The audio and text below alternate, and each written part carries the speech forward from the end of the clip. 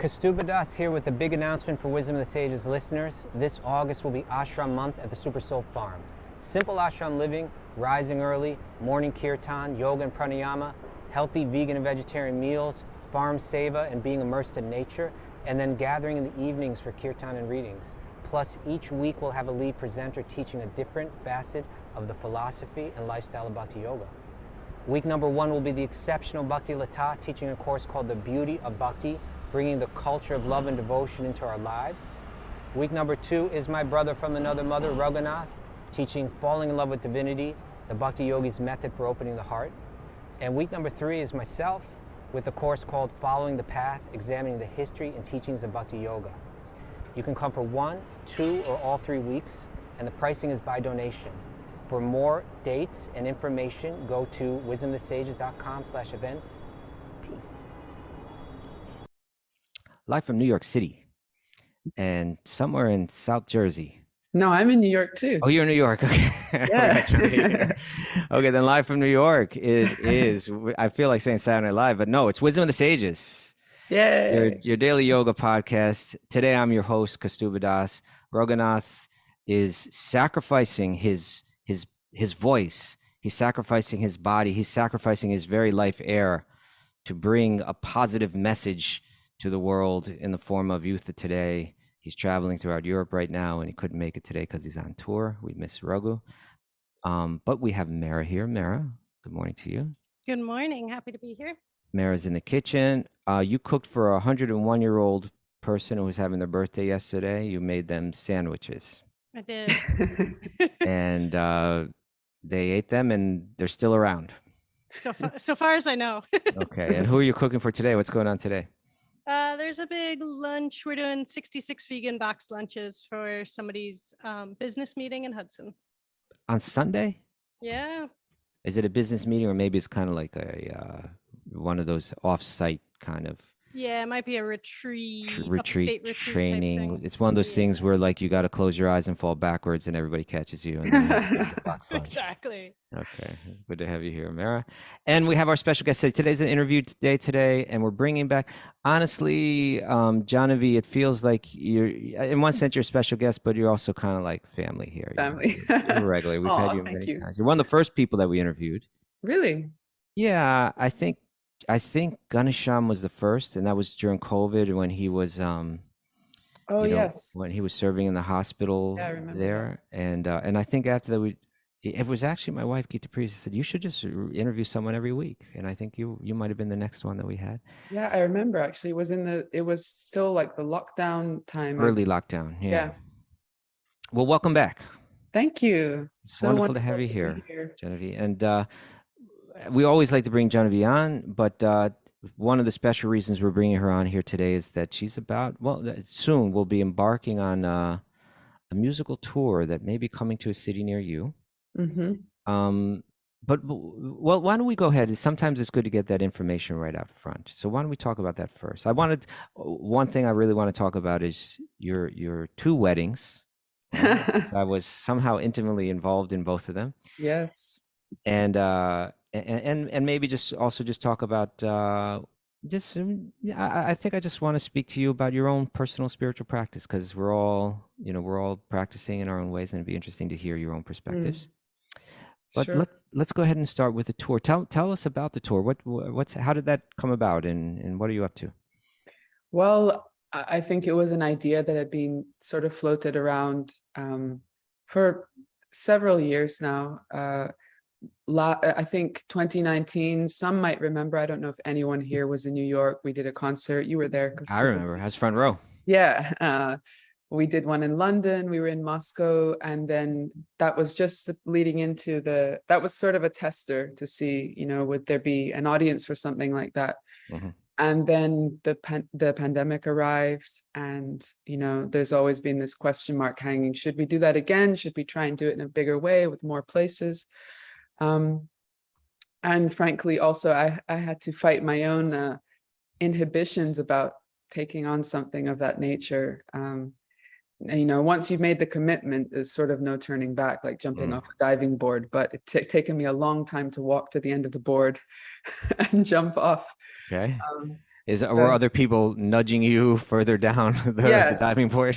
definitely. Yeah. I mean, the day that we had to make the deposit for the first venue that was ready, which was New York, the town hall, I woke up that morning and I just thought, I can't do it. I can't do it. I'm just going to call everyone. You know, we've been working on it for many weeks, and yeah, I think it's a combination of reasons. You know, to take on something like this is daunting because the venues are quite large. I haven't done something on that scale before. I've traveled around. What size venues are we talking about? The two biggest ones are, I think the town hall might be about 1,400. Okay. The other biggest one is Los Angeles, which is about 1,250. Okay. And the other ones are a little smaller. When we say town hall in New York, I'm thinking like where the mayor what is town hall? It's an old theater. It's an old theater. Okay. Yeah. I've never seen anything there before, but it's a beautiful old theater. I think it's around Midtown. Okay, so it's not actually the town hall, like where the governing goes on. No. Yeah, that's what I thought too. It's just called the town hall for some reason. But yeah, so this is something that is now the train is on the tracks and we're going full steam, and we've been announcing the first few dates. So it's exciting. So we're starting out in New York, 21st of October. Okay, so still a little time, a little time to yeah. Set it, put it in your calendars well ahead of time. Yes. But buy tickets right away. Yeah. Well, I would say, you know, it's interesting because even I mean, when there's something I'm interested in seeing or attending, I often wait till the last minute or very late to buy a ticket. Mm-hmm. And I think it's something that many or most of us do. But being on the other side of it, I do feel like you feel so encouraged when someone, you know, gets one in advance. Because sometimes I look at the chart and I'm like, oh my goodness. Carlos on our chat board, Carlos got it. Yes, he already did. Yes, some here. Thank you so much, Carla. And Ashley's asking for you to come to Dallas, and you probably have good news for her, right? And we are coming to Dallas. So we're going to be New York, and then following that is to get the order right in my mind. I think it's Chicago next, then Atlanta, Dallas, and then last Los Angeles. Okay. Yeah. So all the stops are in the States. Yes. Do you have any thoughts of going abroad after that? I would love to, but I'm still waiting for my green card. So I'm actually on US lockdown still. The marriage can't help expedite that? Well, it does, but it still takes the time it takes for everyone else. Yeah. Okay. Yeah. Now, so you're going to do New York beginning in October, Chicago, Atlanta, Dallas, Los Angeles. Yes. And you're mentioning that people kind of have to nudge you, and you have to overcome a little bit of your own hesitations in order to do this. But let me ask you, I guess it's a little personal, but also I suppose, you know, has a kind of a devotional end to it. But what's it like being up there on stage and singing kirtan and leading that event? How do you feel when you're on stage doing kirtan? Well, on stage doing kirtan is a very different thing than, you know, in a temple. I grew up doing it in the temple, and that setting always feels more comfortable, especially because often there's a focal point of an altar. Yeah. So everyone can turn their attention to the altar, and the physical arrangement of the space tells you that it's not about the person that's singing. It's not, you're not doing a performance, or we are all performing as an act of devotion, you know. But the setup of a concert, a stage, is very different. And so, although I grew up being on the stage a lot, actually, you know, in the community, drama was a big thing, you know, performing plays. I was always involved with theater, and also I studied dance for many years. So whether it was festivals or other things, I was often on the stage, and I was comfortable with that.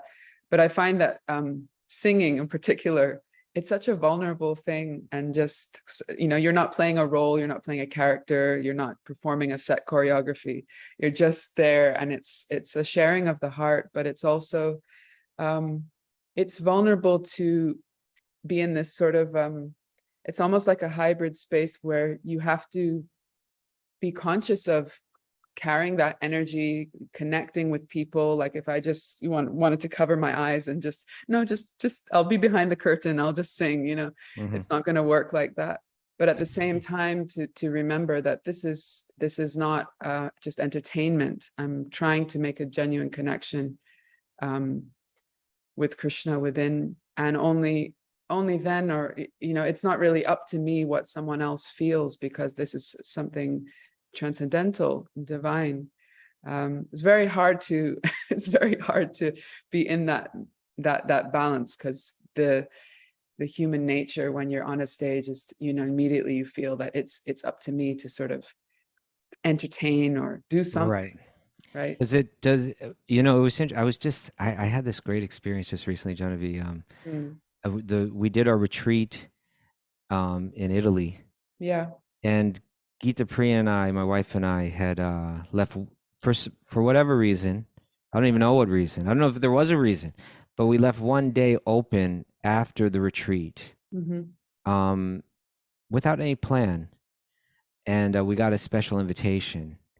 Satyananda Maharaj extended the invitation, but it was to visit a very special holy place with Matsya Avatar Prabhu in Italy, and some people that were with him. And we went to a place called Laverna. Have you ever heard of this? It's a mountain in Italy.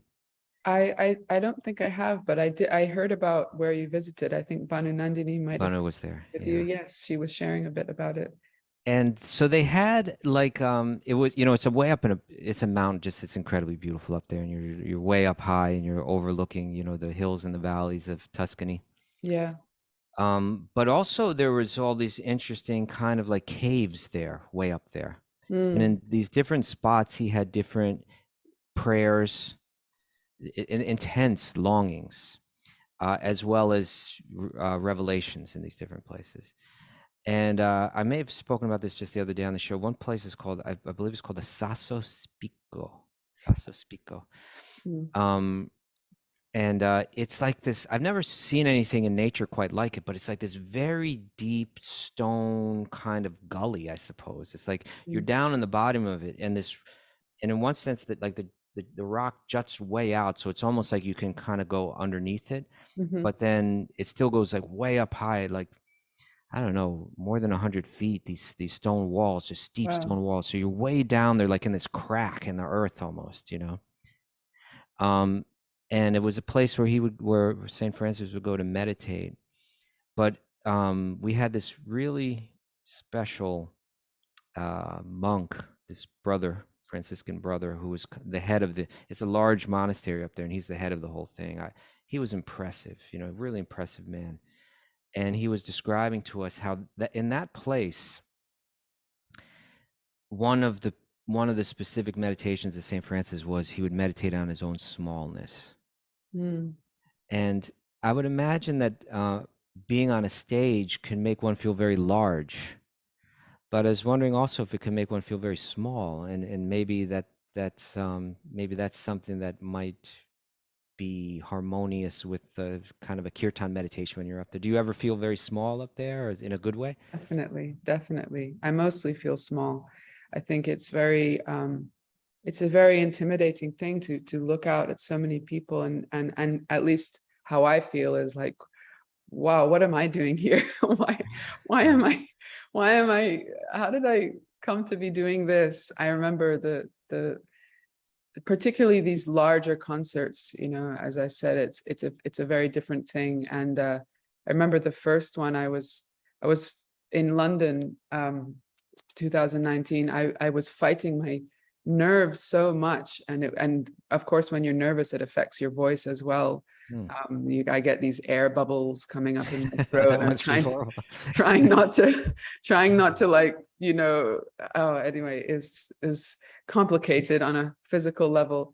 And I just feel so I feel so limited in my ability to really do something. And I think that is very conducive, because then from that place, you usually have to be prayerful, and prayer is such a part of it's a completely interwoven with any endeavor, be it large or small, but definitely with something big that feels daunting. And I've had so many experiences where, the one of the reasons that I have courage to do things like this is that I've by now had experience of stretching way out of my comfort zone and feeling something very special happening in those moments, which definitely feels beyond and outside of me. And I usually end up feeling that, wow, it's really about the stretching, and then, there'll be something else will take over. It's not, Well, that's where my next question was going to go, is that if people have to nudge you along and you have your own reservations, then hopefully there's something, I would imagine there's something very special that you're experiencing that's, well, there are two things, but just like your own personal experience of being on stage, is there something wonderful that you experience there that makes you want to do it, even though it's not easy? Yeah. I think the experience of, it's not necessarily for me about being the leader of it, but the experience of hearing everyone's voices together joined in devotion. The voice is an amplification of the heart, and that is a very powerful experience. And so I heard the kirtan singer Deva Premal say something many years ago, that she feels more comfortable seeing herself as an excuse for people to come together rather than like being the center. And it resonates with me. Sure.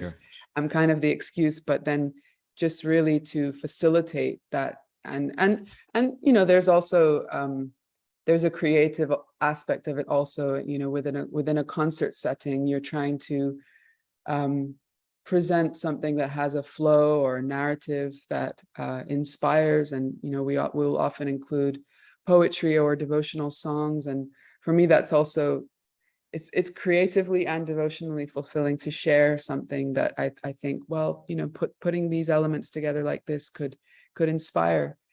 And then of course hearing people's testimonial or stories. That's where I was going to go next. I was going to say, when you're off the stage, there must be a lot of positive encouragement. Yeah. So much. It's really hard to even it's hard to remember specifics, but every time I'm in gatherings, where people are coming who have been connecting with, it feels weird to say my music because it's not mine, but it's, things I've recorded or experiences I've facilitated. It's a faith deepening experience for me to hear those stories, because people report such profound or powerful experiences. Like a really moving one recently, I was doing this sound bath event at the Bhakti Center, and a woman came up at the end and she said, I have a very belated thank you to give you, because she's a nurse, or no, she's a pharmacist. And in the early days of the pandemic, she was brought into New York City. She said, I was put into, like many pharmacists, put into an isolated room to compose the ventilators and other things that were needed for everyone that was sick. She said, 8 or more hours a day, just alone in this small room, making up these things, and knowing that because there was this demand and she had to, do it accurately but fast, that all these people were so sick. And she said, I put your music on and I was listening the whole day, every day. And that was what got me through all of that fear and anxiety and distress that I was feeling. So, and she really had tears in her eyes, and just to receive words like that and know that I could be a part of just helping somebody, and just like a cog, a cog in the experience, Machine, in the machine, divine machine, right. Divine arrangements. There's no question you must get like onslaughts of testimonials and expressions of gratitude like this, but does Yeah. that feel weird too? It's like that, like, I mean, I'm sure it feels good, but I wouldn't say it feels weird, but I would say it's taken me many years to know what to do when people say things like that. And especially when people come to me with tears in their eyes, yeah. or, this look like, you inspire me so much. It took me a long time to know, what do you do with that? Or how do you just, I used to feel like I had to immediately tell them something really, embarrassing about myself or something to try and like tone it down. And no, I'm not in that, I'm not inspiring. Uh-huh. And I guess I came to realize that what people are expressing is their experience with kirtan, with sacred music. And I'm a part of that, but I'm the person that they can tell, because they're having an experience, and I'm involved with that experience. So I think, I got very good mentorship and training many years ago. And Yamuna Devi is someone that I've spoken about, but also I think it's really a core aspect of Bhakti culture and values, not to try to hold on to praise that's given to you. So try to have a mental meditation that's almost becomes just habit, to offer the credit, to one's spiritual teachers and anywhere but yourself, to own it. So yeah, not weird, but something to navigate for I sure. see. No, that's not that it's this. Not that I'm received those kind of experiences on any level like you do, but I also feel sometimes, oh, I listen to the show, it's totally changed my life, and Yeah, I almost don't know what to say yeah, or what to feel even. yeah. I say thank you. I say thank you now, because I realized that it's quite vulnerable to sort of come and say, oh, it's so inspiring, or especially when people are feeling so moved. It's an act of vulnerability to share that. And so Yeah. I try to receive it and say thank you, and really take it in, because I think that sort of completes the experience for someone else. It's a gift they're giving you in a sense, and you're Yes. receiving it. Yeah. Yes. Yeah. Yeah. Nice. That's taken some time. Well, Genevieve, I'm happy that you're going on tour. Thank And you. I want to say this is that I think what you offer in these concerts is something really valuable and is very powerful. I think my experience when I attended, I mean, and I've attended, hundreds of your kirtans, in Yeah. temple environments or in people's homes or Yeah. wherever, over the years. Uh, and of course the concert thing is a little different. But I felt a very unmistakable, clearly tangible effect there that I could use words, but I don't think they really do justice to say something uplifting or something like Yeah. that. But it really was a very powerful kind of uplifting thing where I think people say this was different. Mm. I enjoy going to concerts, of popular music or whatever, but Yeah. there was something tangibly very different about this. It was there was a different intention behind it, Hmm. and there was a different energy flowing through it, and I think it's almost unmistakable. Even people may not be able to articulate it Mm-hmm. or put their finger on it, Yeah. but it's from my own philosophical Bhakti philosophy perspective, I feel I understand why. Yeah. But I think maybe other people who aren't so familiar may just be like, I don't know why, but that was Right. different. Right. Yeah. I recognize that, because sometimes I would feel a little disheartened, because sometimes people come to me and say, your voice is so amazing, and I would think, is that the main thing that someone's coming away with, that my voice is nice, which Mhm. is it's a nice thing to hear, but I was like hoping that someone has some sort of a deeper experience. And then I realized that sometimes you don't have the words to actually express what you are feeling inside, and saying someone's voice is beautiful. That's a way of describing the experience. But for me, it's, I'm experiencing something deep and different as well. I think similarly to anyone that's there in the audience, because I'm just as much a participant. I feel.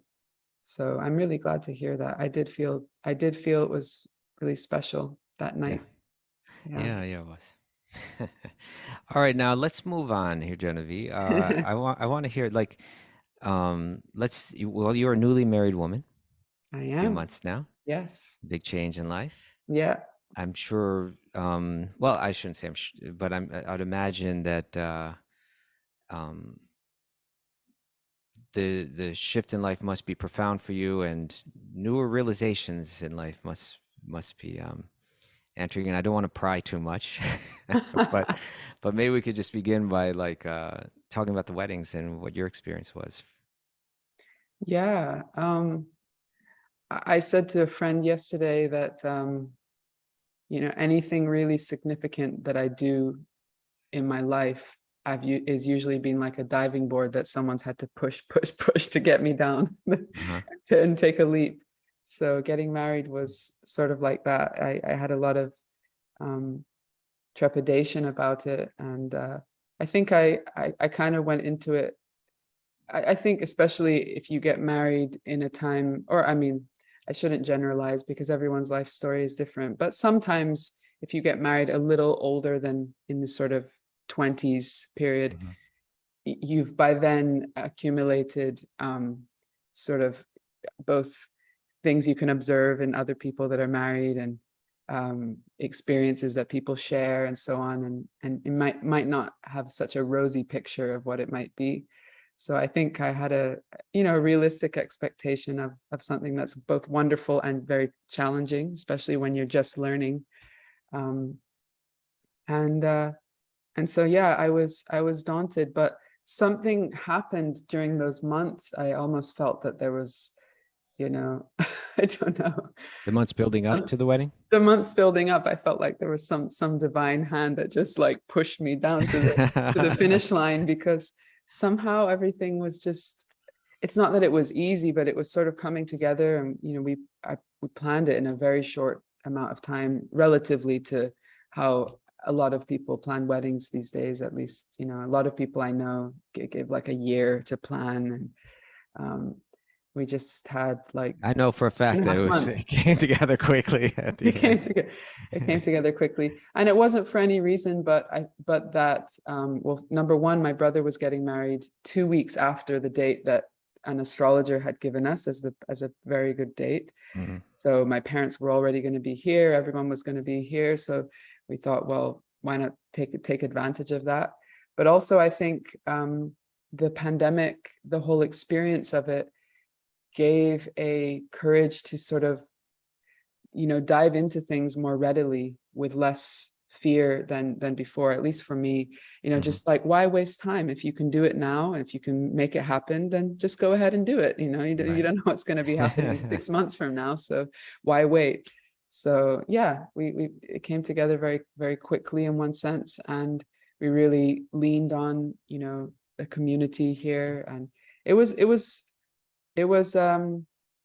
in many ways not what I expected for the way that my marriage or wedding would be, because I grew up in such a large community at Bhaktivedanta Manor in England, and weddings are really a thing there. Well, like your sister's wedding was about as off the charts as it gets. Mega, yeah. Super mega, right? 600 guests, and it was huge community event, and we've been a part of that community for well over 30 years. My parents lived there before they got married, so if I had been there, it would have been probably very big by just it would have had to be, because we couldn't have not invited Sure. everyone we know.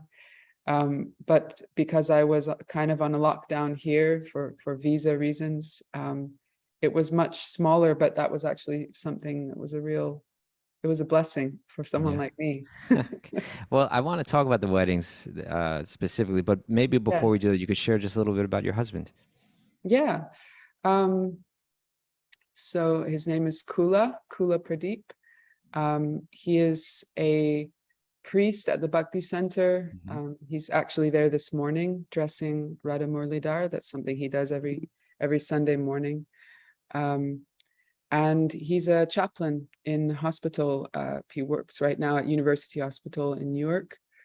And interestingly, he was working for many years in other roles, but he really had been meditating and contemplating on something like chaplaincy since he was a much younger man, and he decided to go for it, not knowing, of course, that COVID was about to manifest. Right. But the time of the beginning of his training just started a few months before COVID arrived. So he went from being sort of just like a chaplaincy student to having to dive in on a very a level that you would normally require a lot more training, sort of like learning on the job, because there was an urgent need for people to connect with families who were about to lose a loved one, and having to make video connections and such. So that's something of him recently. But yeah, he is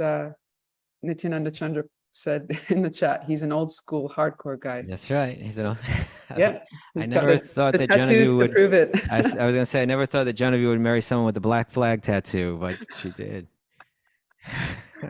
Neither did I. Okay. We were But he's a- joking about it. Yeah. Yeah. I was like, should I have tattoos now? So he's like, no. That's Your not father you. said to me right before the wedding, I guess because he saw me putting on my chadar or something like that, he said, Kaustubha, how is it that you never got any tattoos? Because everybody else has them. Yeah.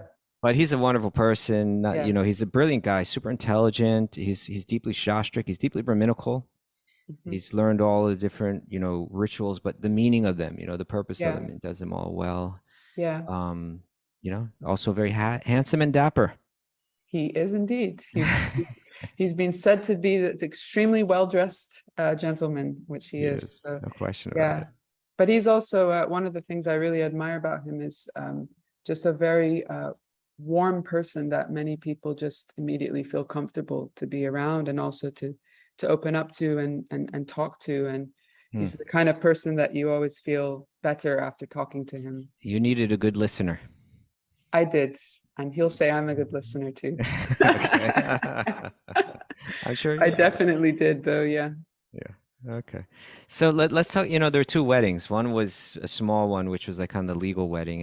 And that one was done in the astrological period, right? That was done Yes. early in the morning on a Thursday at Mhm. 26 Second Avenue, on a cold Yeah. morning at 26 Second Avenue. Was. Yeah. It was just, I don't know, 30 people in there or something like that. Not so many. Something like that. 40, maybe. Yeah. I was kind of the MC for that. Yes. And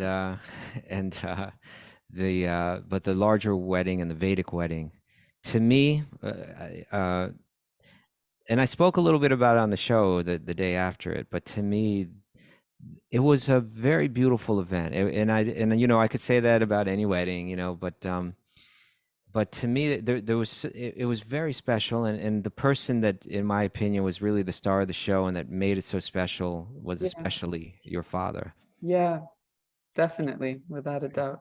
who not only was the father of the bride, but also the priest, the main Yeah. priest. And I Yeah. had, somehow he was kind to invite me to assist him, kind of like be an assistant priest. But mostly I just handed him stuff and tended the fire a little bit.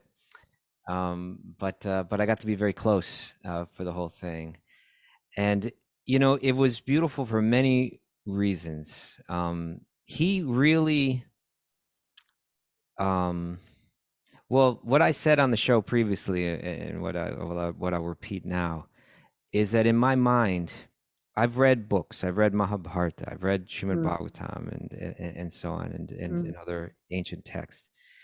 And you read about these noble characters, and you also read about the different rites of passage that they go through in life. Yeah. And obviously, for a father, the wedding of a daughter for a father is a rite of passage in life that is simultaneously the father's eager for, but at the same time is heartbreaking. Yeah. simultaneously. And so it, it's something that I've never experienced. Only fathers who've married off their daughters would understand. Yeah.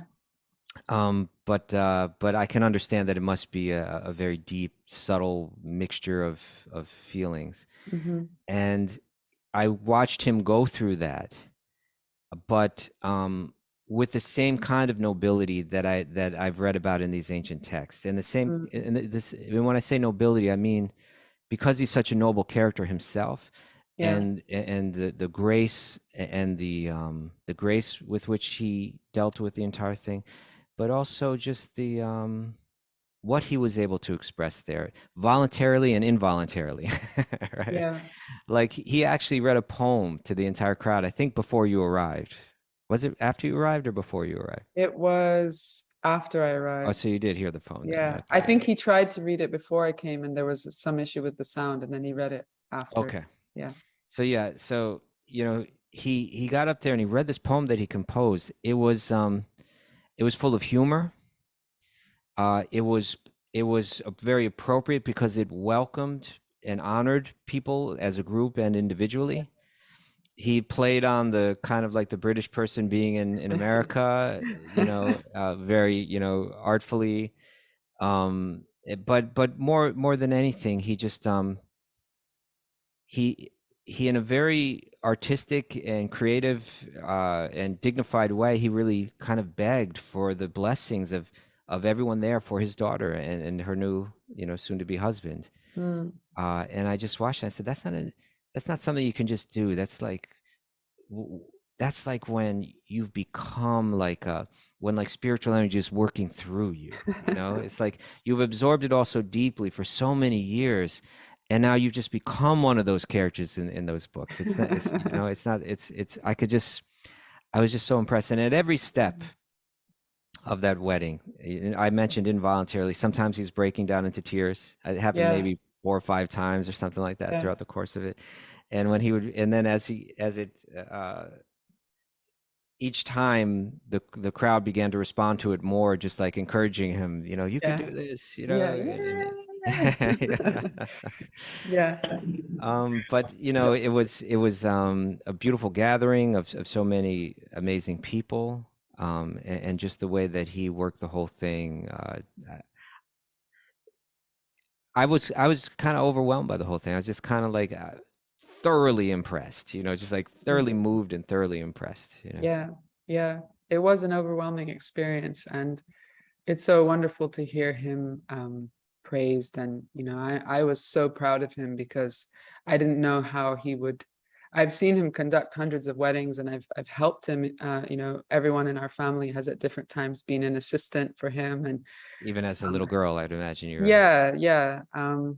And so I know his standard way of conducting a wedding. I know some of his jokes and the things that he says. Right. But I didn't know how this would be. It was a unique one. He didn't do my sister's wedding because I think at the time he thought, it's probably better if somebody else does. But I think for some reason for me, he said, no, I'm doing it. So, although he was warned not to. He was warned not to. I said, he's always been a soft-hearted person, but I think, as he gets older, his emotions come to the surface more readily. And I said, I think you're going to regret it because I don't think you're going to be able to keep it together. And he said, no. But I was so impressed. Actually, just hearing you speak about it, it's like fully carrying me back to that moment. And I'm so grateful to remember it, because actually it's been, a few months now. And naturally, a wedding is it's usually a stressful day, but also tends to be somewhat magical day. It's a very unusual gathering of all friends and family that don't usually come together. And then you start marriage, and there you might come down with a bump because there's a lot to learn in a short space of time as you begin. But to go back and revisit that day, I'm just remembering how just incredibly powerful it was. I felt like I was just like, like how a bird gets the warm air beneath it. It was just, it wasn't just in a emotional level. It wasn't just like, oh, this is so beautiful. It was really like a power to all the blessings that were gathered there. It was incredible. I've rarely experienced something like that in my life. I think only when I made my initiation vows, it was a similar experience. Yeah. Yeah, it was unmistakable. It was very special. Yeah. But my dad, interestingly, I mean, he's a real core kind of, I guess, beginning of life inspiration for me, because we have quite a similar nature, and I never saw myself doing the kind of things that I saw him doing as I grew up. But as time went by, I knew that he used to be very shy and reserved. And then I would see him on a big stage speaking, or he'll go on the radio, be on TV and things like that. Kirtan, I mean, he was renowned as a kirtan leader. And I mean, I called him that day that I was feeling scared to say, yes, let's put down the deposit for the New York show. And I called my parents and I talked to them about it, because I was like, what do I do?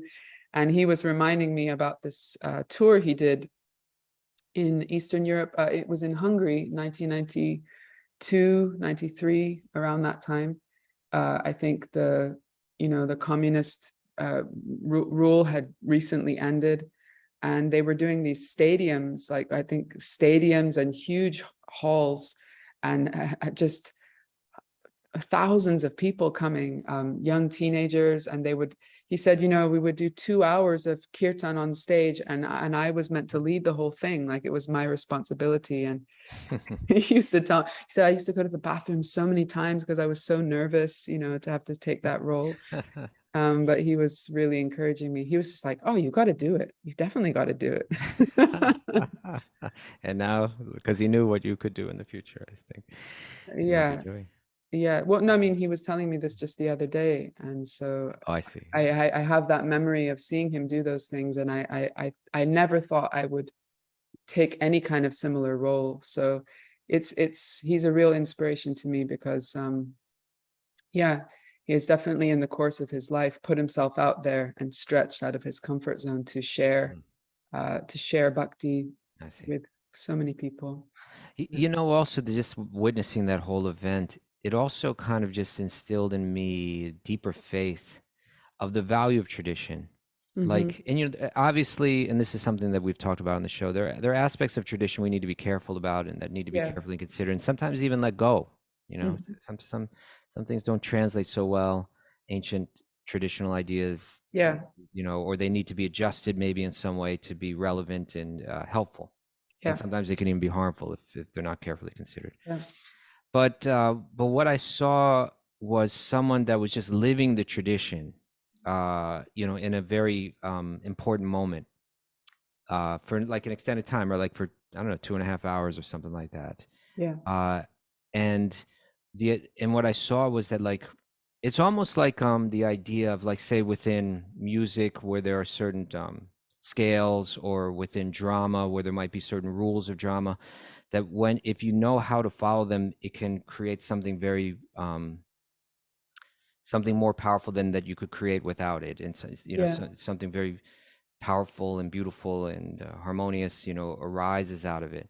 And watching him live that tradition, behave like a father of a bride would, in the Ramayana or something like that, and as well as carry out the rituals and explain the meaning of them, and walk us through all that, and then the feelings that everyone experienced.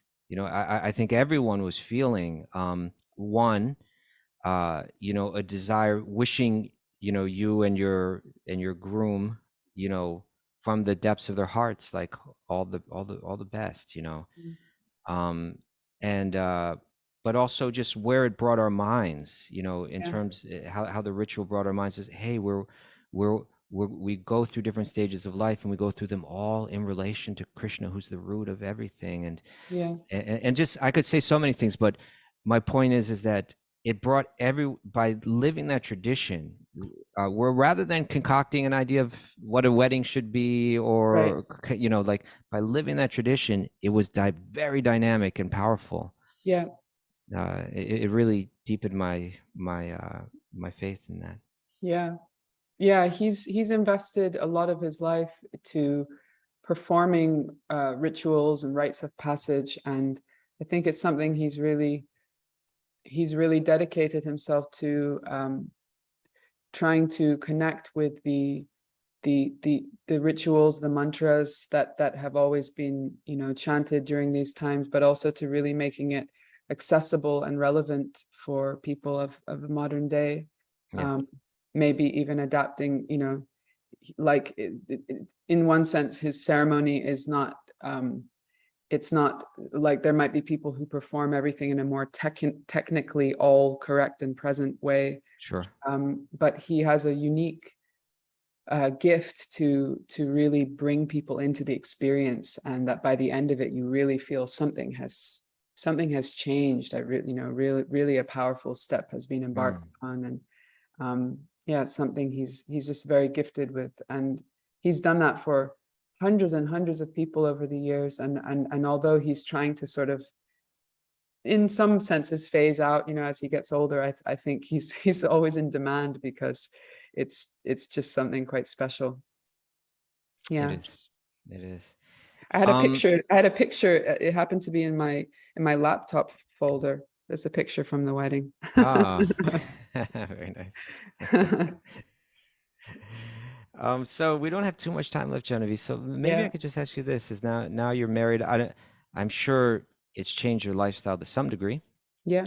Not that you obviously children would be a bigger shift and so on, but and so you're a wife. You're living in a new home.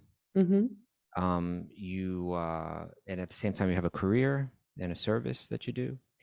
And like every one of us that's a Bhakti practitioner, you have your sadhana to deal with and so on. And I was wondering if you just have any thoughts of, maybe you could share with us, what is it that what's inspiring you at the moment, or how, in your own devotional practices? Is there anything that you're going through, or anything that's inspiring you, or that you might want to share with us? Yeah. It has been a really big change. I was saying to my husband that actually, because after getting married, he was already living in the pandemic. He moved down to South Jersey, it's almost near Philadelphia. And so I moved in there after we got married. And I was saying to him that it's the first time in my life that I've lived somewhere that's not in quite close proximity to a devotional community. I grew up, spent a good 2 decades or more of my life living within walking distance of Bhaktivedanta Manor. And in the last few years, often have been either living in the Bhakti Center or, very close. But I'm guessing what I'm experiencing now is sort of a daily reality, probably for many people that listen to Wisdom of the Sages, of not being near to a temple or devotional community. But that's been a real adjustment for me. It's not, I wouldn't say it's lonely at all, but in some ways, I'm reflecting a lot these days on really what is community, and how do I nourish my spiritual life, take good care when it's not just always around and it's available. It's almost like you have to be much more vigilant to be like getting the nutrients you need. So especially also in times of transition or change, things, sort of a regulation in practice, whether it be reading or chanting or hearing, I find this becomes really challenging, and it's a change of routine as well, adapting to living with somebody else, helping each other. It's very different from being a single person. So I think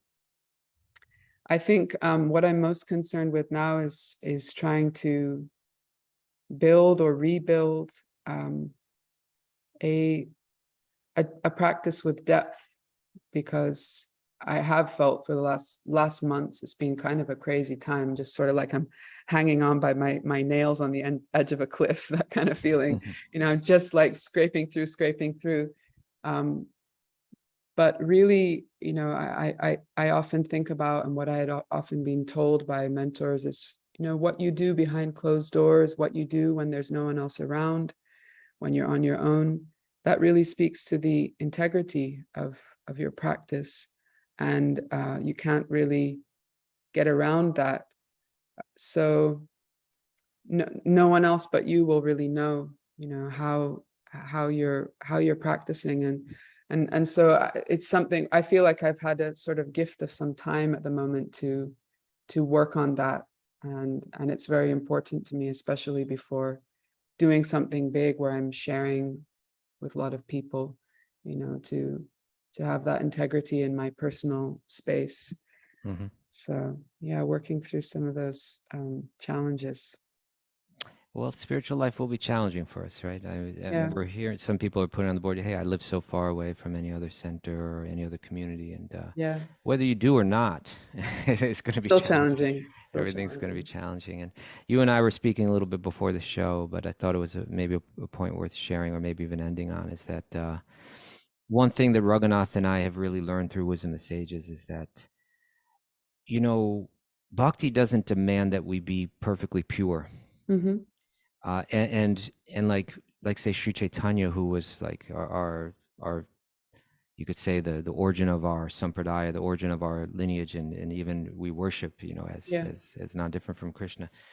We see in his life, a person's weaknesses were not so much of a concern, but what he did find problematic was hypocrisy. Right. And so I think that in religious communities, there can be a lot of keeping up appearances. Exactly. That's exactly what I was looking for. Keeping up appearances. And really, that's not so necessary. And that can become the whole focus. And then you're really like it's like you're trying to be nourished by something that has no nutritional value. It's like, Wonder Bread or something like that, it kind of looks like bread, but it really, you can eat it, even fill your stomach up on it, but you're not really going to get any nourishment.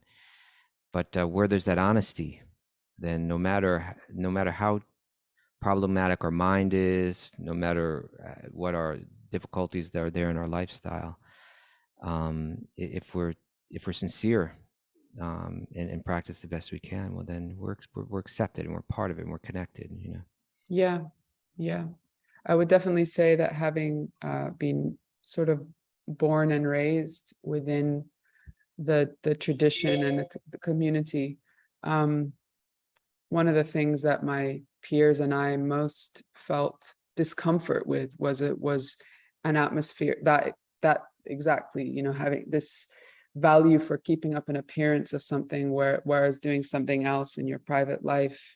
I think for many of us on our personal journey of faith, even though brought up with the teachings of Bhakti and seeing many role models, we all had to have a personal journey of finding that connection of faith ourselves and faith and practice.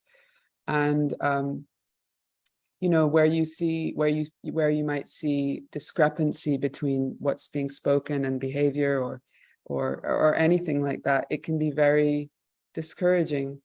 And conversely, where there's an atmosphere where honesty is valued, vulnerability is valued, it's so strengthening, it's so powerful, and it gives so much courage. So even to hear of the challenges and struggles of others, I find is really immensely hope-giving. Well, you are hope-giving and your music is hope-giving. So much, Genevieve. Again, if you can go to genevievemusic.com, correct? Correct. /events for the tour. JAHNAVI music.com.